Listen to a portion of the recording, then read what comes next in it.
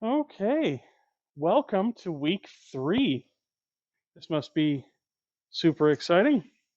I'm going to jump right in to just the overview of today's lecture.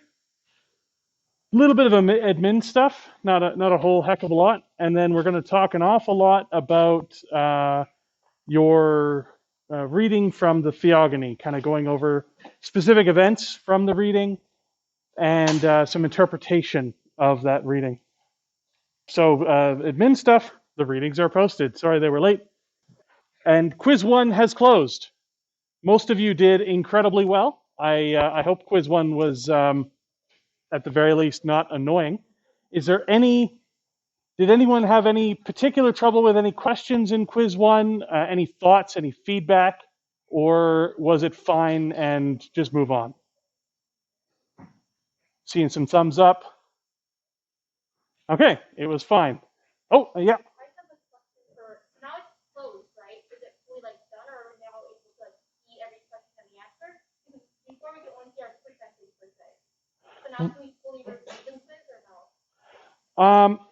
I thought that I had set it up so that you should be able to review it.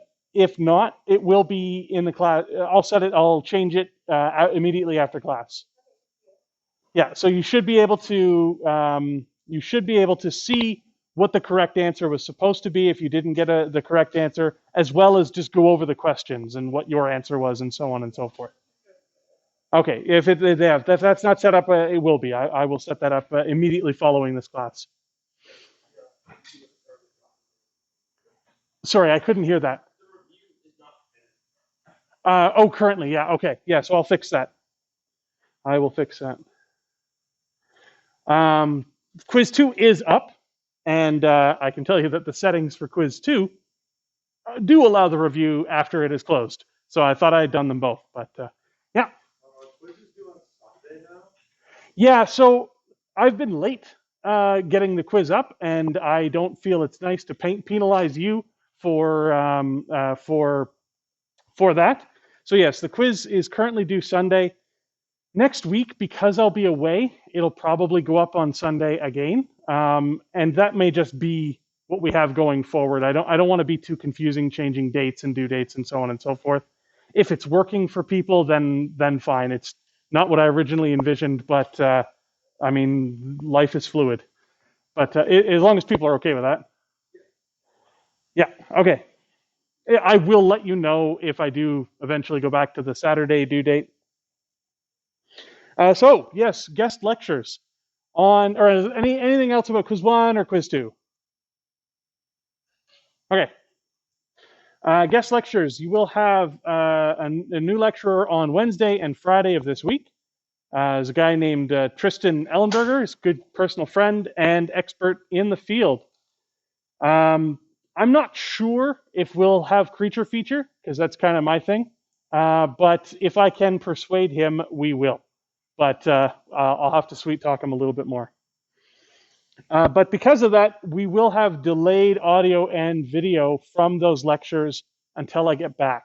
So I will be away and unable to edit anything. And so the Wednesday class, the Friday class, and then next Monday after I get back, all of that will be up before Wednesday of next week. Today's class should be up before Wednesday's class, hoping to keep that process moving forward. But for those classes, they will be slightly delayed. Okay, if there's no questions on admin stuff, we can hop right into a recap of what we've read so far, what we've learned so far, and ominous foretelling. So we've got a character, Uranus, the sky. And the sky is Earth's son, Gaia's son and husband. And as we learned, he forced himself upon her and created many children. Uranus didn't like this, and he decided to shove those kids back inside the Earth, which I called forced unbirthing because I could not think of literally any other way to phrase it. But Uranus is a tyrant, and this is Gaia doesn't like this, and the kids certainly don't like this. And so he is supplanted by his son Cronos, and we all know what happened there. And Ouranos is still alive, believe it or not. But Cronos is now king. And Ouranos' words, he prophetically stated, vengeance later would surely be exacted for his penile decapitation. I guess the whole apparatus. So, immediately, we jump in on this week's readings. And Cronos is now forcing himself upon his sister, Rheia. And she gives birth to a whole bunch of kids.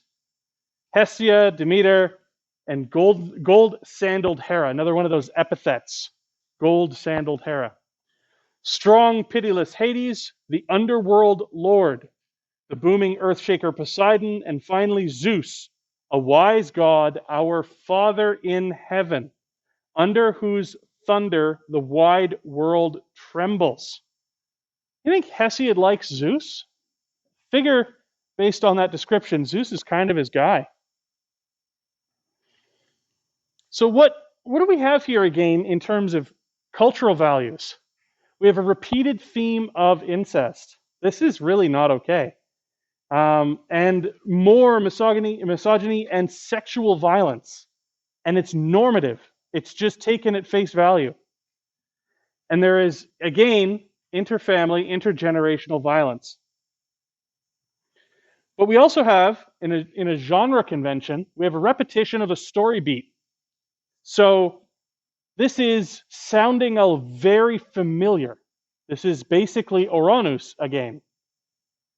And this dovetails in with the cultural context because in an oral storytelling tradition, repetition of both phrases and story beats is common, but also in a long, kind of very wide view of the cultural context, this is normalizing the structure of the society.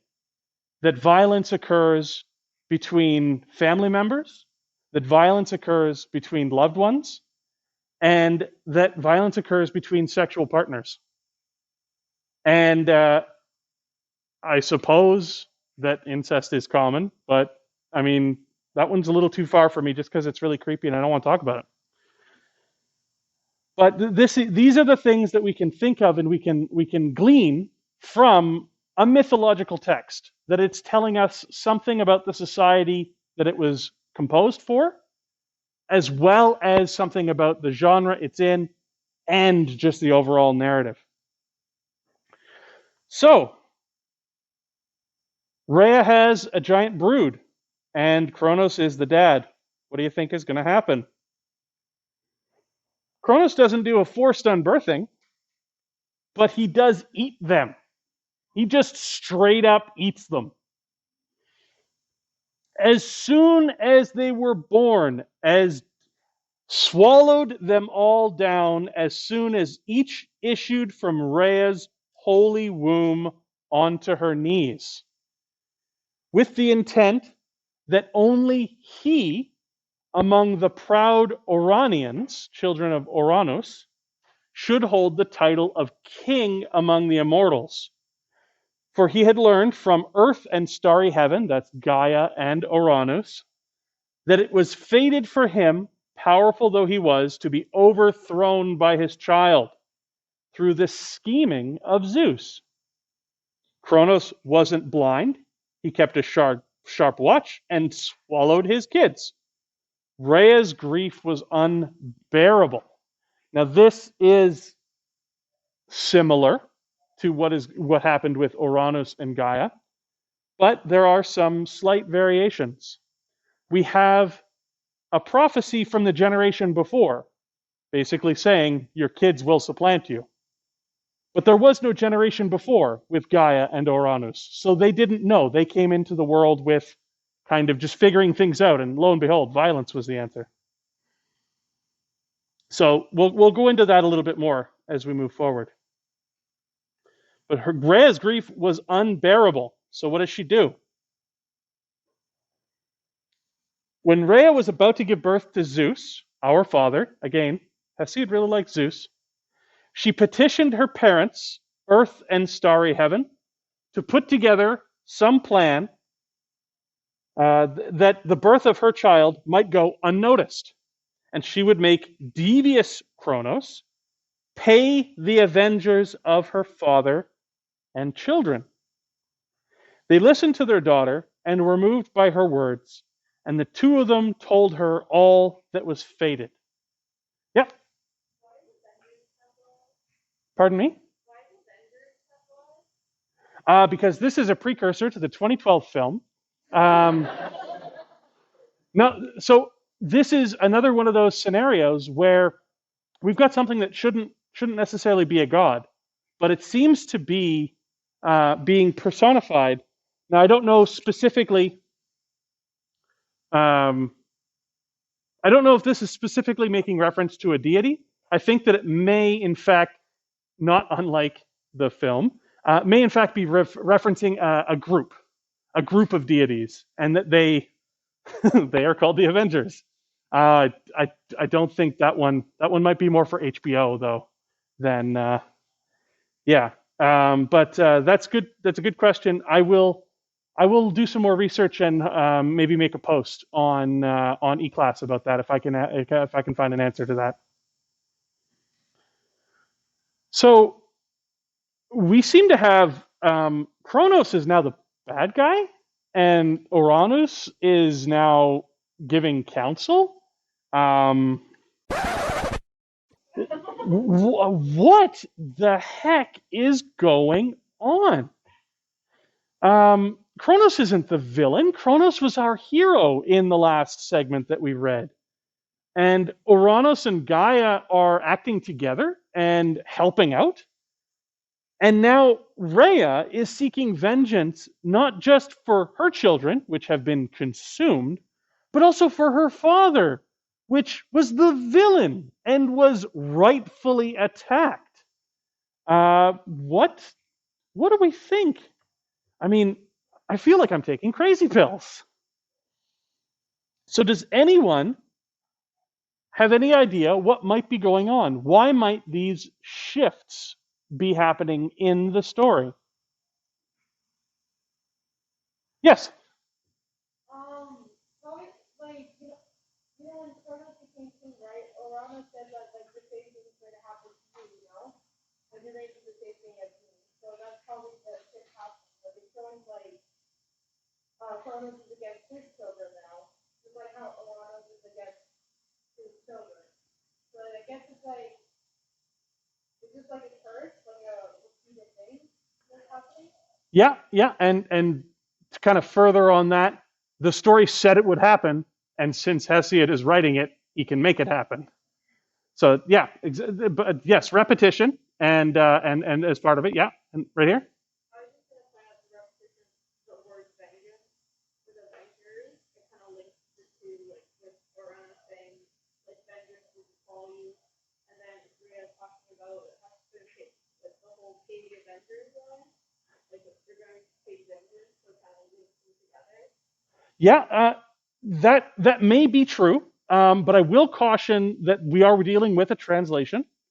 And so it is entirely possible that that relationship does exist in the original Greek, and that's why those particular English words have been used in the translation. But we cannot know for certain until we take Greek 100, Greek 101, Greek 201, and Greek or 200 and 201 to piece it out in Greek for ourselves.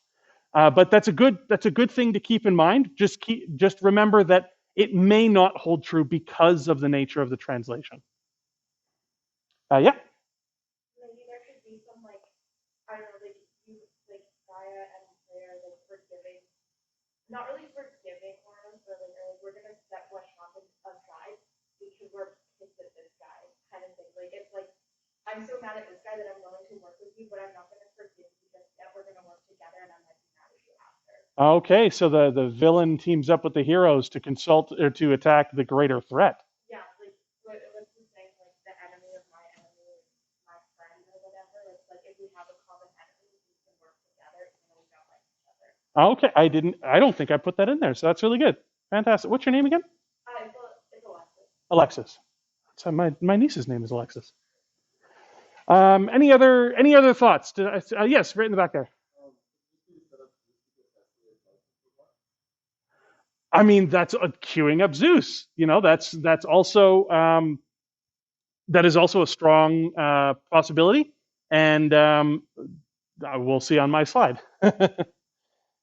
Any other? Yeah, yeah.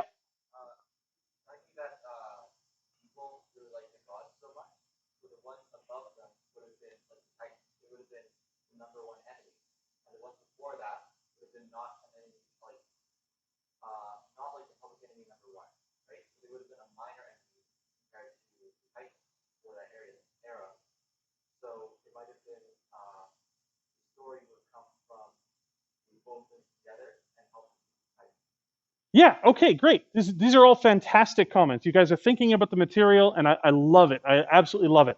I'm going to pick up on a thread that you've just mentioned here in my slide. So some of these things you definitely just mentioned, but I'll go through mine and then try to add in, and please remind me if I forget the points that you made. But what we've got is just a cultural thing that I already mentioned, that there is normalized violence, that violence is everywhere, and violence happens between everyone. And abuse happens, deal with it, move on. And retaliation is a regular form of that dealing process. Shifting allegiances.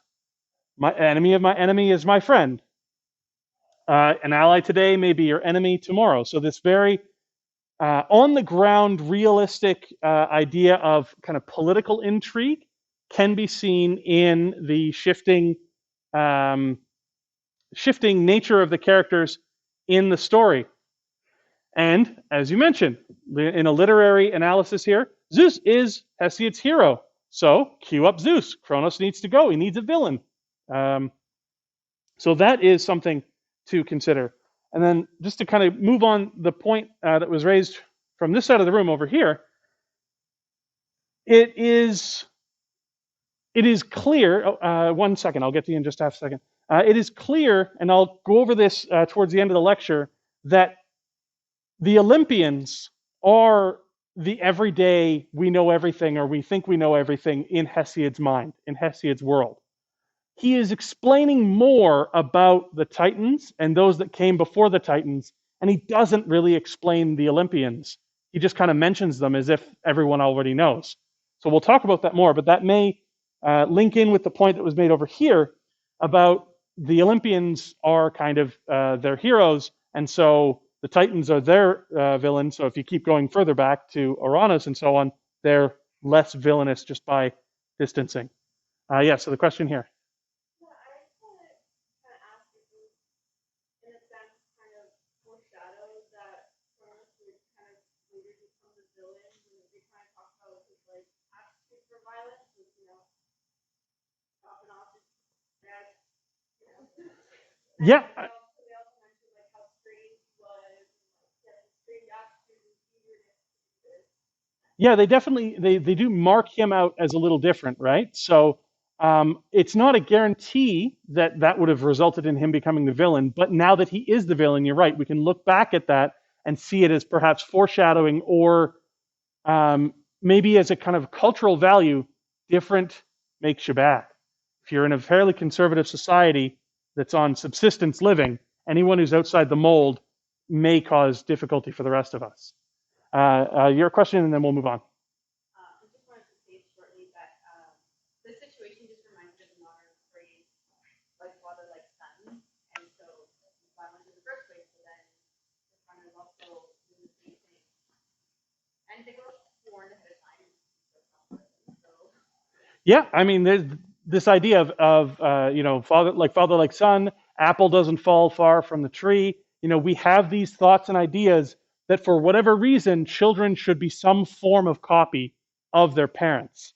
And this is inherent in literature, in some of the earliest literature that we have from kind of a European cultural perspective. So yeah, no, it's good. Okay, I'm going to move on to the next section. So what does Rheia do? Cronos was, for Cronos the king and his stout-hearted son, they sent her to Lyctos, in the rich land of Crete. So for Cronos, they're conceiving of this as for Cronos and for the kid. It's a very interesting kind of idea there. When she was ready to bear the youngest of her sons, mighty Zeus, vast earth received him when he was born, to be nursed and brought up in the wide land of Crete. Earth again capitalized. This is Gaia. He's being raised by his grandmother. She came first to Lyctos, traveling quickly by night. I believe the she here is Rheia. And took the baby in her hands and hid him in a cave, eerie hollow in the woods of dark Mount Agaeon. She wrapped up a great stone in swaddling clothes and gave it to Cronos, Uranus' son, the great lord and king. So she's stolen away, given birth in secret, handed off her child to her mother, the child's grandmother, and then come back to her husband, brother husband, and handed him some rags and a rock. What does Cronos do? I mean, down the hatch. Of the earlier gods, he took it in his hands and rammed it down into his belly, the poor fool. This is not even a 2-bite brownie for him. He had no idea that a stone had been substituted for his son, who, unscathed and content as a babe, would soon wrest his honors from him by main force and rule the immortals.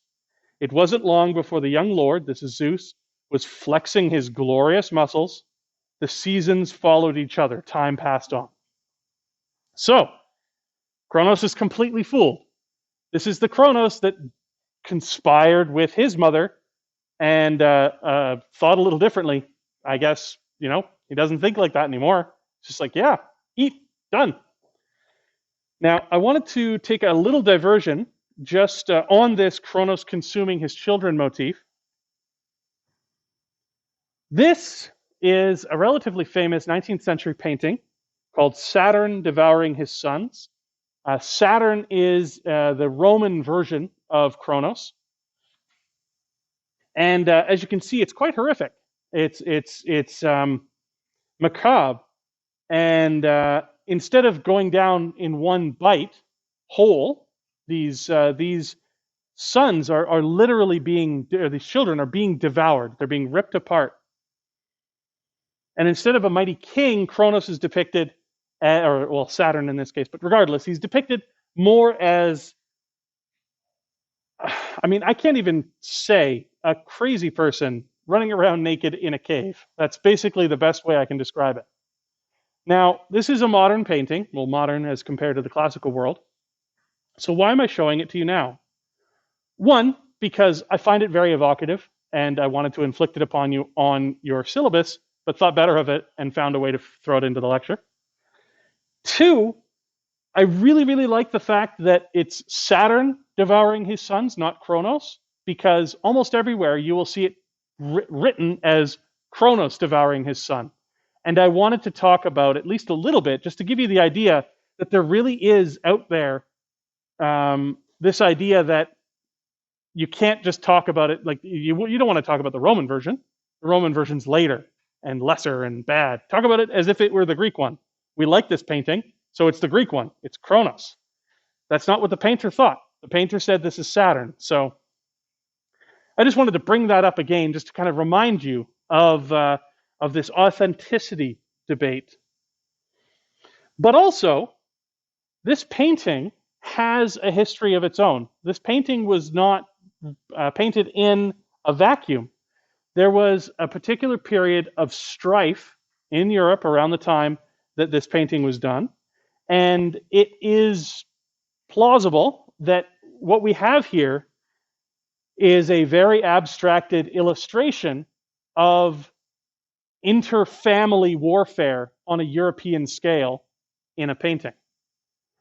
Now, that has no bearing for us in our ancient myth class, but I would like to have you think about the possibility of the same sort of allegory being made in our composed poetic form, that maybe we're talking about warfare between factions or warfare between family members that did happen, that were real, and are now being mythologized, or at least we can talk about the mythological version, and that will give us context for the real world version.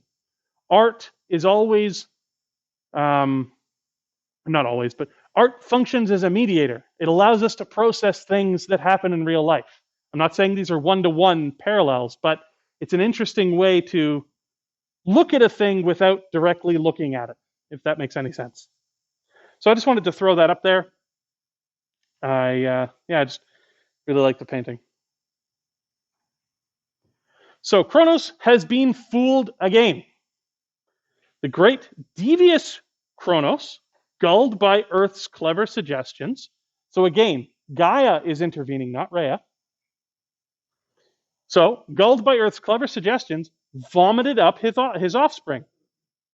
Overcome by the wiles and power of his son, the stone first, which he swallowed last, Zeus took the stone and set it in the ground at Pytho. Under Parnassus's hollows, a sign and wonder for men to come. So there's a rock. And in Hesiod is saying, that rock over there, Zeus put it there. That's the one his dad swallowed. Zeus also freed his uncles. These are the 100-handers, the other children of Uranus and other sons of Uranus, whom their father, in a fit of idiocy, had bound. They remembered Zeus's charity, and in gratitude gave him thunder and the flashing thunderbolt, and lightning which enormous earth had hidden before. So this was a power that Gaia had possessed, that now Zeus possessed. Trusting in these, he ruled mortals and immortals. So we get kind of a leveling up of Zeus. He's now gained new abilities. Anyone played a Mega Man game?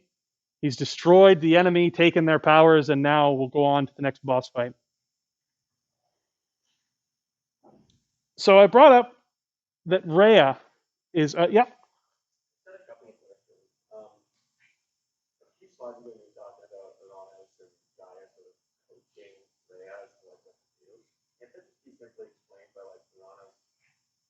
Really like Cronos, kind of nuts off and taking a little bit of revenge, you know? Definitely Uranus's participation can be explained easily, but Gaia's seems to... Oh, I see it.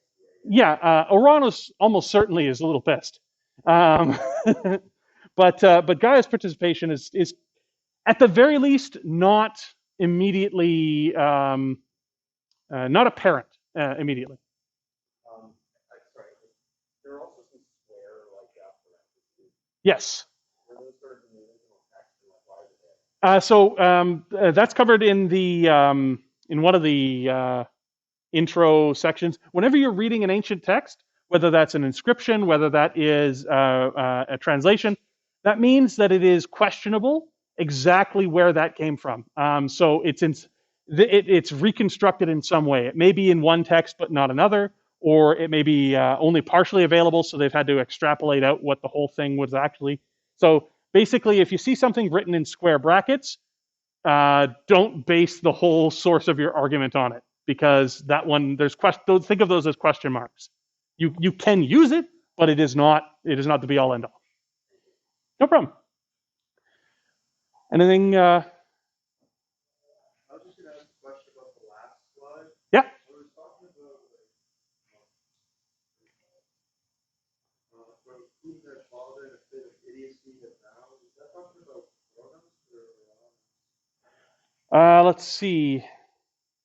This is Cronos. So there is some violence that I didn't directly go over, but it was part of the readings, where Cronos basically, I forget exactly what he does to them, but he binds up the 100-handers and some other of his siblings because he just doesn't want to deal with them.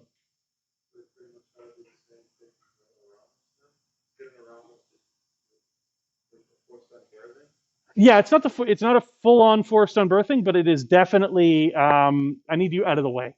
I don't want to worry about you.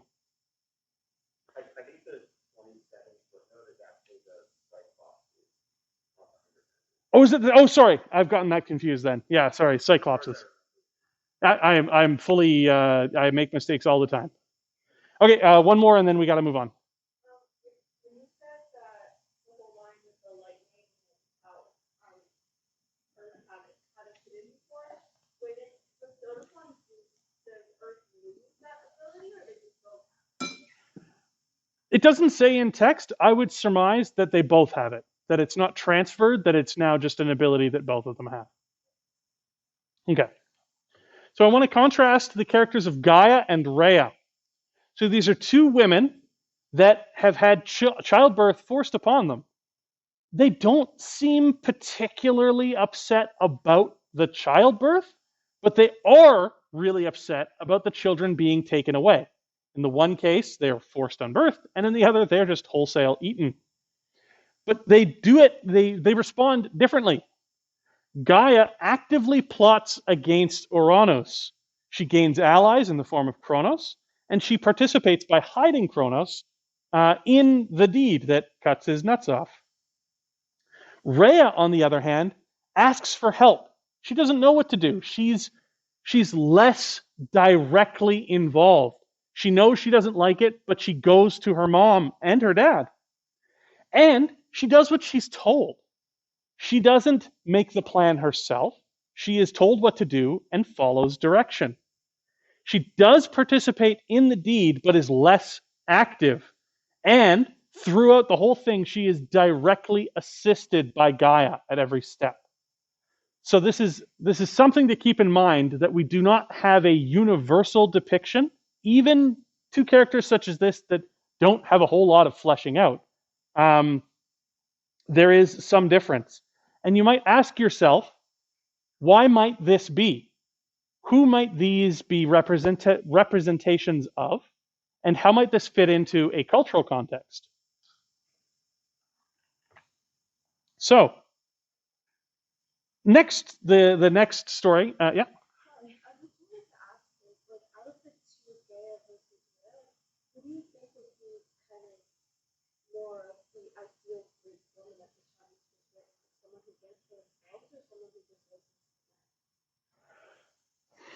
Or other people? I don't know. I feel like some of these people are there. So that is a good question. I don't know if either would one ideal Greek women as a construct. How valid can we look at that? Certainly, ideal woman for Hesiod, and I would say that Rheia is more of the ideal woman for Hesiod because she does what she's told, she listens to her parents, and those sorts of things. But extrapolating that further is an essay topic. Okay. All right. So the next story, we've consumed kids, and we've overthrown Cronos. So now what happens?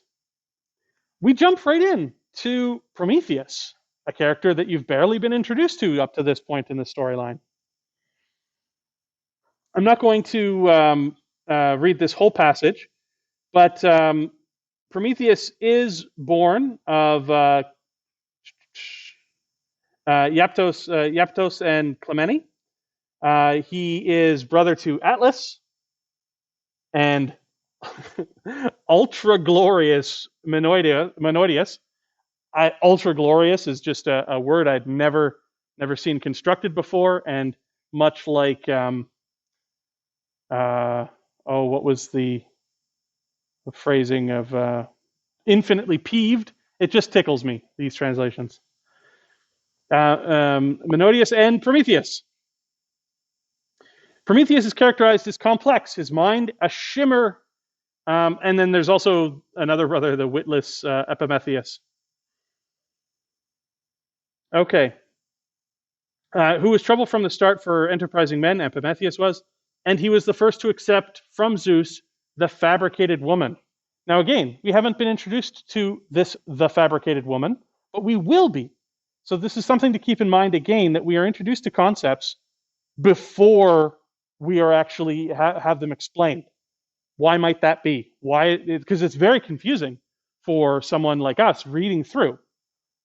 So what does that say about the audience? We get a little info on Atlas. He crimped hard and holds up the wide sky at Earth's limits. And we get told about Prometheus's punishment. We've just been largely introduced to Prometheus, and now we know he's being punished. We don't know why. But Zeus bound Prometheus with ineluctable fetters, painful bonds, and drove a shaft through his middle, and set a long-winged eagle on him that kept gnawing his undying liver. But whatever the long-winged bird ate the whole day through would all grow back by night. So we're introduced to a character and very quickly told about his punishment, but we don't know what's going on or why. And then we're told what he did. The first thing that he did, and this is all in the Theogony as part of your readings, the first thing that he did is he held a feast. And in that feast, he slaughtered, I think it was a bull, and he also set up a fabulous meal, and also put down a bunch of bones, covered them in fat, and made it look like a fabulous meal, and presented them in a banquet with Zeus present, and invites Zeus to eat, to feast. Zeus suspects something, because Zeus always suspects something, and is tricked into going for the one that's just bones and fat. And he's just really angry because, I guess, picking up the food made him look foolish. But Hesiod tells us that this is why, when Greeks do a sacrifice, they give just bones and fat to Zeus, because of the model set down by Prometheus. Much later, we'll find out that Roman sacrifices are different. So that's one thing that Prometheus did that made Zeus angry. The other thing is that mankind gets fire. And Zeus never wanted mankind to have fire. And immediately Prometheus is suspected and accused and found guilty. And so these two things together, making Zeus look foolish and going out of his way to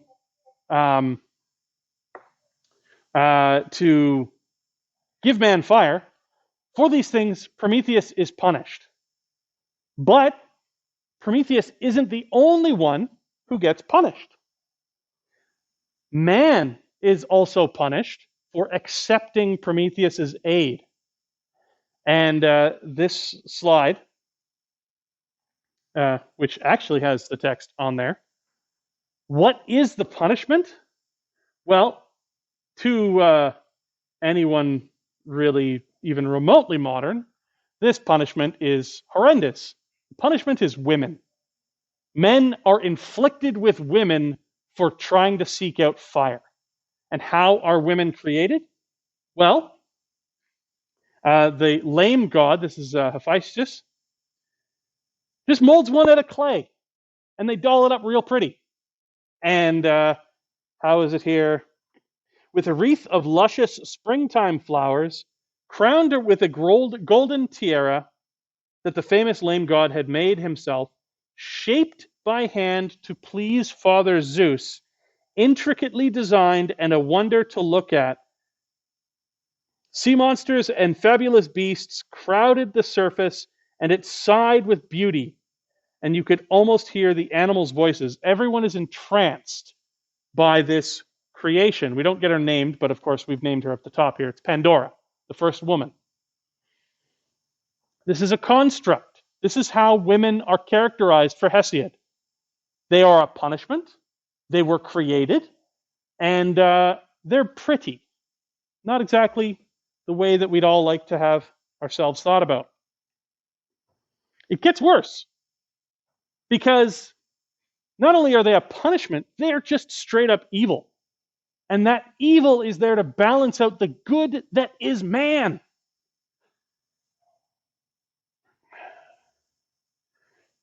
She is there. She's gorgeous in finery, sired in power. Everyone is stunned by her. Immortal gods and mortal men, when they saw her, the sheer deception, irresistible to men.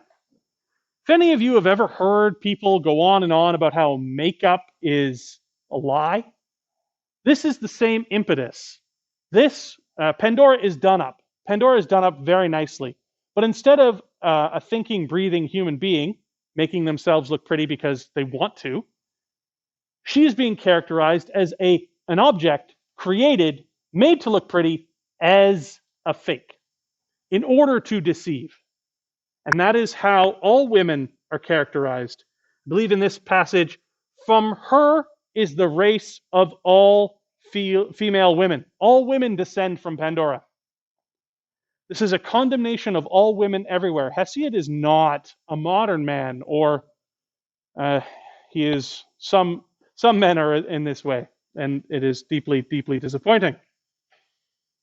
A great infestation among mortal men. It goes on and on. Hesiod hates women.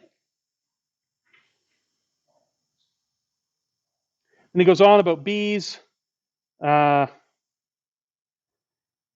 droning. I think he's making a reference to women talking. Just at the end, this is just how Zeus, the high lord of thunder, made women as a curse for mortal men. So pleasant. It goes on.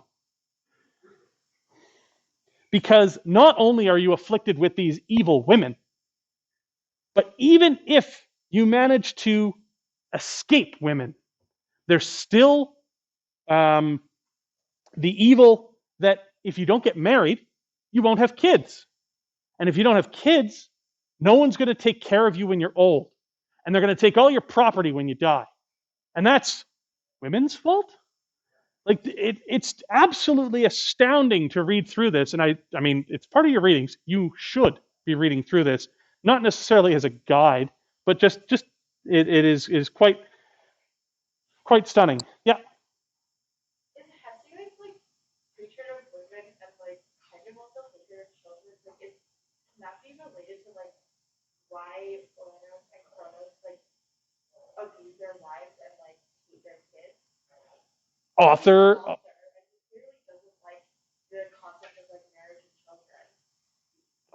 That sounds like a fabulous point to bring up in perhaps a midterm question or an essay question. Yeah, no, we cannot divorce authorial perspective. The author, the author is dead, but the author, was alive and did write these things. So yeah, we cannot divorce ourselves from the fact that we are dealing with one author's perspective. And just to borrow some further modern terminology, Hesiod sounds like an incel. He's really, really upset about this whole women thing. They're fake. They get you hooked on marriage, and then you can't even pass on your stuff to your kids. And then right at the end, not even Prometheus, the smart one who tricked Zeus, escapes this evil. He is caught in the crimp of, again, I can't say that word, ineluctable bonds. That's the same phrase, again, cautioning because I did mention this is a translation, but they've chosen the same phrase for Prometheus's punishment from Zeus to characterize marriage. I've been married for a long time. It doesn't feel like having your liver pecked out on a daily basis. So, what do we have? This is just kind of a summary of the continued misogyny that we've seen from Hesiod. Gaia and Rheia trick their husbands. Pandora is invented as punishment. All women descend from her. Marriage is a further form of this bondage. Old age, you will die. Oh yeah, and also you're going to die, and for some reason that's also women's fault. And no sons to support you if you don't get married, and not even Prometheus is free. And this is just a fragment of, actually no, I've zoomed in on a whole pot. Pandora, the creation of Pandora. She's on the upper register there. So that's I'm going to go through, I think the Titanomachy we can go through rather quickly. I've only got 5 minutes left. So that's that story. That's the story of Pandora. Wholesome stuff. So Titanomachy comes from Titan. If you remember, Hesiod tells us that's overreaching. And Maki, battle or conflict. Conventionally, this is the War of the Titans. That's how the English translation goes. It's a long fight. Lasts 10 years, this war. Hesiod goes into detail. It's important that you read that. And it is not just the Titans versus the Olympians. It's the Titans versus those of us born from Cronos. Zeus gets allies. So he gets allies, the ones that he helped earlier, and they come back to offer support. I've got one line here.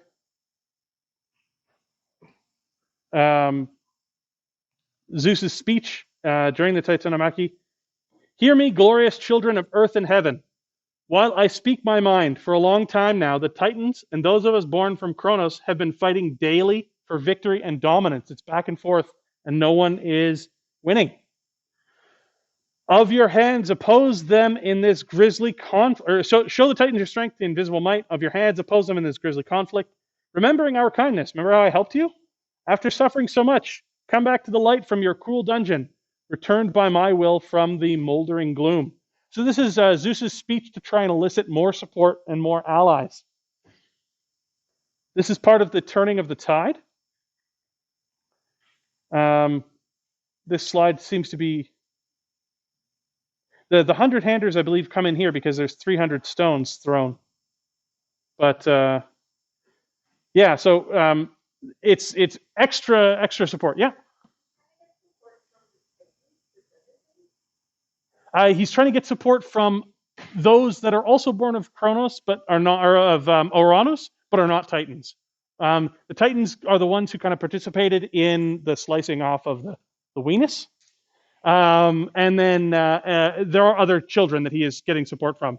And this is where the 100-handers come in. So just really quickly here, I just want to throw in there Kotos, Brios, and Gygas, hungry for war in the front lines of combat, firing 300 stones one after the other, just whipping rocks. Overshadowed the Titans and sent them under the wide-pathed earth and bound them with cruel bonds, beaten them down despite their daring far under earth into Tartarus. So this is the victory of the Olympians over the Titans. And kind of, yeah, I still have some other slides here. Blast. So Uranus is succeeded by Cronos. Cronos is succeeded by Zeus. We've got this kind of repetition of that motif. The prophecy is fulfilled and retribution for Uranus. And now we have the world firmly established under Zeus. Zeus is kind of in absolute control. We've got 2 minutes here. I'm going to try and we had a question period, but I'm not going to go into it.